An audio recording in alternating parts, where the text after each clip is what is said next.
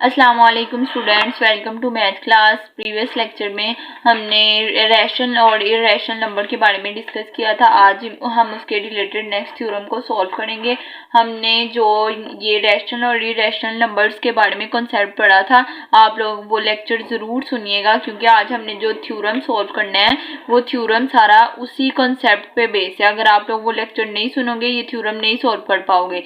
इसीलिए आप लोग पहले वो सारा कॉन्सेप्ट लें, उसको अच्छे से अंडरस्टैंड करें, फिर इस थ्योरम वाली वीडियो को देखें, फिर आप अच्छे से समझ पाओगे।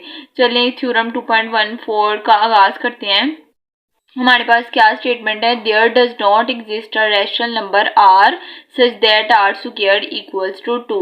उन्होंने कहा है कि हमारे पास कोई ऐसा रैशनल नंबर एग्जिस्ट करता ही नहीं है कि जिसका स्क्वायर हमारे पास 2 के इक्वल हो। हमने ये प्रूव करना है। There does not exist a rational number r such that r squared equals to 2 कि हमारे पास r कोई भी ऐसा रैशनल नंबर एग्जिस्ट नहीं करता कि उसका हम स्क्वायर लें तो वो 2 के इक्वल आए। ये हमारे पास थ्योरम इस कॉन्सेप्ट पे बना था। ये हमने प्रीवियस लेक्चर में पढ़ा है कि जो पैथागोरियन थ्योरम है उसकी बेस पे हमने देखा कि जब हमने फार्मूला देखा C square equals to A square plus B square, अगर हमारे पास कोई यूनिट स्क्वायर हो, मतलब जिसकी साइड जो है वो 1 हो, तो हम देखें सी स्क्वायर हमारे पास 2 आता है, तो कोई भी इस तरह का रैशनल नंबर एग्जिस्ट नहीं करता कि हमारे पास आर स्क्वायर इक्वल्स टू 2 आए। ये अगर आप लोगों को इसकी स्टेटमेंट समझनी है तो पहले वो जो सारा पैथागोरियन ने जो कॉन्सेप्ट दिया था रैशनल नंबर के बारे में, उसके बारे में आप लोग देखें, फिर आपको अच्छे से समझ आ जाएगी कि क्यों इस तरह उन्होंने कहा है कि कोई भी ऐसा रैशनल नंबर एग्जिस्ट नहीं करता कि जिसका स्क्वायर 2 के इक्वल हो। प्रूफ देखते हैं सबसे पहले। अब हमने इसको कंट्राडिक्शन से सॉल्व करना है। यहाँ पे सपोज कर लेना है कि हाँ ऐसा रैशनल नंबर हमारे पास एग्जिस्ट करता है, तो हमने यहाँ पे लेट कर लेना है कि हमारे पास सपोज अ कंट्राडिक्शन, हमने कंट्राडिक्शन ले लिया। उन्होंने तो कहा है कि रैशनल नंबर एग्जिस्ट नहीं करता, लेकिन उसके हमने ऑपोजिट लिया है, हमने कंट्राडिक्शन लिया है कि रैशनल नंबर एग्जिस्ट करता है। तो इसीलिए हमने जब रैशनल नंबर एग्जिस्ट करता है तो इसका मतलब है कि हम r को p ओवर q की फॉर्म में लिख सकते हैं, क्योंकि जब हम कह रहे हैं कि रैशनल नंबर एग्जिस्ट करता है, रैशनल नंबर कौन से होते हैं जिसको हम p ओवर q की फॉर्म में लिख सकते हैं। इसीलिए हमने यहाँ पे अब r को किसके साथ रिप्लेस कर देना है? p ओवर q के साथ, क्योंकि हमने कंट्राडिक्शन ले लिया है कि रैशनल नंबर एग्जिस्ट करता है। इसीलिए जहाँ पे r है उसकी जगह हमने पुट कर देना है p over q such that. अब हमारे पास इक्वेशन क्या है? R square equals to 2। जब हमने कह दिया है कि रैशनल नंबर एग्जिस्ट करता है, आर को हम लिख सकते हैं पी ओवर क्यू। अब हमने आर की जगह पे क्या रिप्लेस कर देना है? P over Q. अब यहाँ पे आर स्क्वायर है तो आर की जगह हम पी ओवर क्यू लिखेंगे तो क्या बन जाएगा? पी ओवर क्यू का होल स्क्वायर इक्वल्स टू 2। यहाँ पे आ जाएगा p square over q square equals to 2। Q जो है इधर जाके मल्टीप्लाई हो जाएगा, तो हमारे पास क्या इक्वेशन बन जाएगी? P square equals to 2 q square. अब इसको हमने नाम दे दिया इक्वेशन 1 का। प्रीवियस लेक्चर में देखा था कि उन्होंने बताया था कि कोई भी नंबर जो है वो इवन कब होगा? जब वो 2n का मल्टीपल होगा। जब हमारा ओड कब होगा? जब 2n माइनस 1 होगा। एक दफा रिवाइज कर लेते हैं। उन्होंने कहा है कि कोई भी नेचुरल नंबर जो है वो इवन कब होगा? जब इट हैज फॉर्म 2n, जब वो 2n का मल्टीपल होगा, मींस के 2n की फॉर्म में होगा। और ऑड कब होगा? जब 2n माइनस 1 की फॉर्म में होगा। ये आप लोगों ने कंसेप्ट को याद रखना है। इवन कब होगा? जब 2n का मल्टीपल होगा। और ऑड कब होगा? जब 2n माइनस 1 का मल्टीपल होगा। और कोई भी एवरी नेचुरल नंबर, हर नेचुरल नंबर इवन भी हो सकता है, ऑड भी हो सकता है। No natural number is both even and odd. कोई भी ऐसा नेचुरल नंबर एग्जिस्ट नहीं करता जो इवन भी हो ऑड भी हो।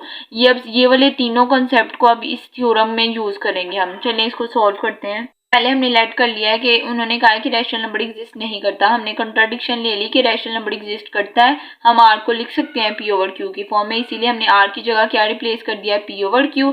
हमारे पास आर स्क्वायर था तो उसका स्क्वायर ले लिया, क्यू इधर जाके मल्टीप्लाई होगा। अब हमारे पास ये कौन सी फॉर्म बन रही है? 2n फॉर्म बन रही है ना, बस n की जगह क्या है? Q square. अब कह सकते हैं हम कि P square is the multiple of 2 q square. जो p है वो किसका मल्टीपल है? 2 क्यू स्क्वायर का। क्योंकि हमारे पास 2n की फॉर्म में आ रहा है ना, तो हमने कह दिया कि p square is a multiple of 2 q square, so it is even. जो भी हमारे पास 2 के मल्टीपल होंगे हम कहेंगे वो इवन है। इसीलिए यहाँ पे जो p था वो 2 क्यू स्क्वायर का मल्टीपल था, इसीलिए हमने कह दिया कि जो p स्क्वायर है वो इवन है। जब p स्क्वायर इवन है तो हमारे पास जाहिर सी बात है कि p भी इवन होगा, क्योंकि अगर हमारे पास p जो है वो 2 है, 2 एक इवन नंबर है, इसका स्क्वायर लेंगे तो क्या आएगा?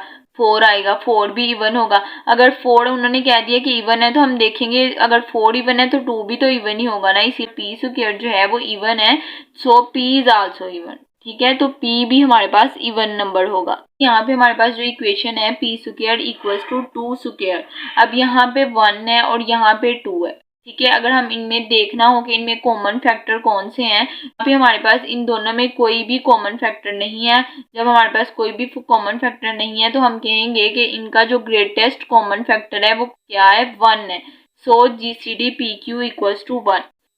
क्योंकि इन दोनों का कोई कॉमन फैक्टर हमें नहीं नजर आ रहा, तो इसीलिए हमने कह दिया है कि इसका जो ग्रेटेस्ट कॉमन डिवाइजर है वो हमारे पास क्या है, 1। इसलिए हमने कह दिया कि so P Q has no common factor, कोई भी कॉमन फैक्टर नहीं है, इसीलिए इसका जो जीसीडी है वो हमारे पास क्या आ गया है, 1 आ गया है।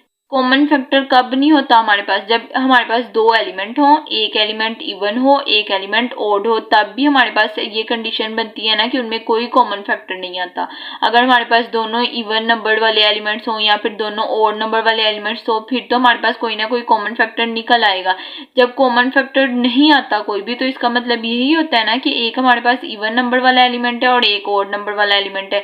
और हमें यहाँ से जब पता चल गया कि p हमने प्रूव कर दिया कि वो इवन है, जब हमने देखा कि इनका जीसीडी 1 आ रहा है, कोई कॉमन फैक्टर नहीं है, तो इसका मतलब है क्यू हमारे पास ओड होगा, फिर ही कॉमन फैक्टर नहीं मिल रहा हमें। इसीलिए अब हम कह सकते हैं कि जो क्यू है यहाँ पे हमारे पास क्यू जो है वो ओड इंटीजर है, क्यू ओड है p।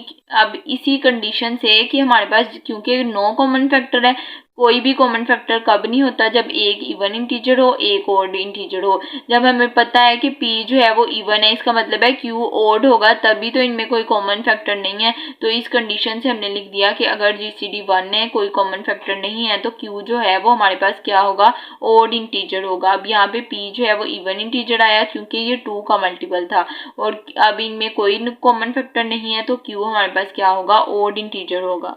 p is an even integer, हमने ऊपर फाइंड किया है कि जो p है वो इवन इंटीजर है। कोई भी इवन इंटीजर, मैंने अभी आप लोगों को बुक से पढ़ के दिखाया कि जो इवन इंटीजर है वो 2n के मल्टीपल्स होते हैं।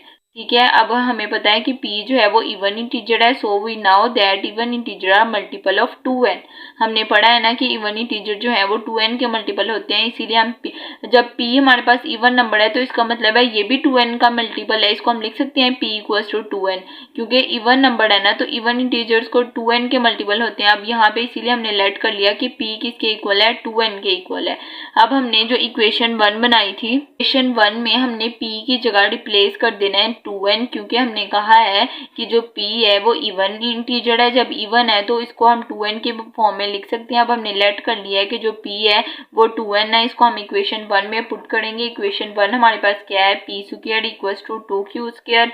अब p की जगह हमने क्या पुट कर देना है, 2n का होल स्क्वायर, किसके इक्वल आएगा, 2q स्क्वायर के। जब इसका स्क्वायर लेंगे तो हमारे पास क्या आ जाएगा, 4n स्क्वायर। यहाँ पे आ गया 4n square equals to 2q square. अगर यहाँ पे हम इसको डिवाइड करें 2 के साथ, या फिर ये 2 इधर जाके 4 के साथ डिवाइड होगा, तो हमारे पास q स्क्वायर किसके इक्वल आएगा, 2n स्क्वायर के।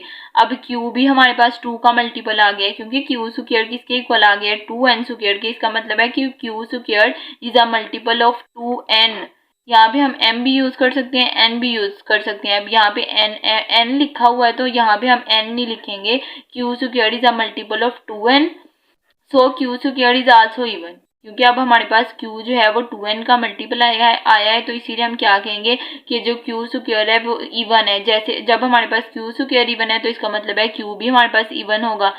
तो अब ऊपर तो हमने देखा कि हमारे पास q जो है वो ओड इंटीजर आया, लेकिन जब हमने यहाँ पे वैल्यूज को पुट किया तो हमारे पास q जो है वो इवन इंटीजर आ रहा है। अब q जो है वो बोथ कंडीशन में, अब जो q है वो एक दफा इवन आ रहा है और एक दफा हमारे पास क्या आ रहा है, ओड आ रहा है। और अभी हमने बुक में पढ़ा है, हमने कंडीशन उन्होंने दी हुई है कि कोई भी ऐसा नेचुरल नंबर एग्जिस्ट नहीं करता जो इवन भी हो और ओड भी हो। इसीलिए इसका मतलब है कि जो हमने कंट्राडिक्शन ली थी, हमने जो सपोज किया था कि हाँ कि हमारे पास जो आर है वो रैशनल नंबर है, उन्होंने कहा था रैशनल नंबर नहीं है, लेकिन हमने उसके ऑपोजिट सपोज किया कि वो रैशनल नंबर है। जब हमने सपोज किया तो एंड पे हमारा आंसर गलत आ गया। इसका मतलब है कि हमने गलत सपोज किया था, जो कंडीशन उन्होंने दी हुई है वो हमारे पास ठीक है कि रैशनल नंबर एग्जिस्ट नहीं करेगा, क्योंकि जब हमने रैशनल नंबर एग्जिस्ट करवा के देखा हमारा आंसर गलत आया। क्यू जो है वो इवन के तौर पे एग्जिस्ट कर रहा है, ऑड के तौर पे भी एग्जिस्ट कर रहा है, कोई भी ऐसा नंबर होता ही नहीं है जो बोथ इवन भी हो और ऑड भी हो। इसीलिए हमारी जो सपोजिशन है, जो हमने सपोज किया, जो हमने कंट्राडिक्शन ली, वो गलत साबित हो गई है। कोई भी ऐसा नंबर एग्जिस्ट नहीं करता जो इवन भी हो ऑड भी हो। इसीलिए हमारे पास जो p over q square equals to 2 है, जो हमने कहा था कि जो r है वो रैशनल नंबर है, ये कंट्राडिक्शन है, ये गलत है, इस तरह नहीं हो सकता, ये रैशनल नंबर के तौर पे एग्जिस्ट नहीं कर सकता। इसीलिए हमारा थ्योरम जो है वो ठीक कह रहा है कि कोई भी ऐसा नंबर एग्जिस्ट नहीं करता, कि कोई भी ऐसा रैशनल नंबर एग्जिस्ट नहीं करता जिसमें r स्क्वायर जो हो वो 2 के इक्वल हो। कि हमने इसको प्रूव कर दिया कंट्राडिक्शन लेके। ठीक है, इस कर लेते हैं। सबसे पहले हमने सपोज कर लेना है कि रैशनल नंबर एग्जिस्ट करता है। जब हमने कह दिया कि रैशनल नंबर एग्जिस्ट करता है तो हमने r की जगह क्या रिप्लेस कर दिया, p ओवर क्यू। फिर हमने जो इक्वेशन हमारे पास थी r स्क्वायर इक्वल टू 2, उसमें p ओवर क्यू को पुट कर दिया। हमारे पास क्या बन गया, p square over q square equal to 2। यहाँ से q इधर जाके मल्टीप्लाई हो गया तो क्या कंडीशन बन गई, p square equal to 2q square. अब हमें पता है कि जो p है वो किसका मल्टीपल है, 2 का मल्टीपल है, और कोई भी एलिमेंट अगर 2 का मल्टीपल हो तो वो इवन होता है। अब p square is a multiple of 2q square, इसीलिए हमने कह दिया कि p स्क्वायर क्या है, इवन है। जब p स्क्वायर इवन है तो इसका मतलब है p भी इवन होगा। अब हम नजर आ रहा है कि इन दोनों में कोई के कॉमन फैक्टर नहीं है। अब हमने कह दिया कि p और q में कोई भी कॉमन फैक्टर नहीं है, तो इसीलिए हमारे पास जो GCD of greatest common divisor जो होगा वो 1 होगा, क्योंकि 1 के अलावा कोई इनमें कॉमन फैक्टर नहीं है। तो इसीलिए हम कॉमन फैक्टर कब नहीं होता, जब हमारे पास एक इवन एलिमेंट हो और एक ओड एलिमेंट हो। अगर हमारे पास दोनों एलिमेंट इवन होंगे या दोनों ओड होंगे फिर तो कोई ना कोई कॉमन फैक्टर हमारे पास निकल जाएगा। कॉमन फैक्टर हमारे पास तब नहीं आते जब एक हमारे पास एलिमेंट इवन हो, एक हमारे पास एलिमेंट ओड हो। ठीक है, अब यहाँ पे क्योंकि p जो है वो इवन था, इसीलिए हमने कह दिया जब कोई भी कॉमन फैक्टर नहीं है इसका मतलब है q जो है वो ओड होगा। इसी हमें पता चल गया q जो है वो ओड इंटीजर है। ऊपर हमने फाइंड किया p जो है वो इवन है, और हमें पता है कि इवन इंटीजर जो होते हैं वो 2 के मल्टीपल्स होते हैं। p is an even integer, so we now that even integers are multiple of 2n। इसीलिए हमने लेट कर लिया कि p किसके इक्वल है, 2n के इक्वल है। अब हमारे पास जो इक्वेशन 1 थी p equal to 2q square, इसकी जगह हमने पुट कर देना है 2n। अब ये इक्वेशन लिखी p square equal to 2q square, p की जगह वैल्यू को रिप्लेस किया, 2n का square equal to 2q square, इसका स्क्वायर लेंगे 4n square equal to 2q square. यहाँ से q की वैल्यू फाइंड करेंगे तो हमारे पास q किसके इक्वल आ जाएगा, 2n स्क्वायर के। इसका मतलब है हमें नजर आ रहा है यहाँ से कि जो q है वो 2 का मल्टीपल है, और जो q square is also a multiple of 2n। जब मल्टीपल है 2n का, इसका मतलब है q जो है वो इवन है। ऊपर हमने फाइंड किया कि q ओड है, यहाँ पे जब वैल्यू को पुट किया तो हमारे पास q इवन आ गया। अब इसका मतलब है कि q जो है वो इवन के तौर पे भी एग्जिस्ट कर रहा है, ओड के तौर पर भी एग्जिस्ट कर रहा है, और कोई भी ऐसा नेचुरल नंबर होता ही नहीं है जो इवन भी हो और ओड भी हो। इसका मतलब है कि जो हमने सपोज किया, जो हमने कंट्राडिक्शन ली, वो गलत साबित हो गई है, क्योंकि हमारा आंसर ही गलत आ गया कि वो इवन के तौर पे भी एग्जिस्ट कर रहा है, ओड के तौर पे भी एग्जिस्ट कर रहा है। लेकिन ऐसा तो होता नहीं है, ये कंडीशन गलत है। तो इसका मतलब है कि हमने जो सपोजिशन लिया, हमने जो कंट्राडिक्शन लिया, वो गलत साबित हो गई है। इसीलिए जो हमारे पास कंडीशन थी कि कोई भी ऐसा रैशनल नंबर एग्जिस्ट नहीं करता जिसमें r स्क्वायर इक्वल आए 2 के, कोई हमने प्रूव कर लिया कि ये थ्योरम वाकई में ठीक है। हमने जो कंट्राडिक्शन ली वो गलत साबित हो गई है। आई होप सो आप लोग अच्छे से समझ पाए होंगे। फिर भी अगर आप लोगों को कोई कंफ्यूजन हो तो कमेंट सेक्शन में जरूर पूछेगा। Thanks for watching. Allah Hafiz.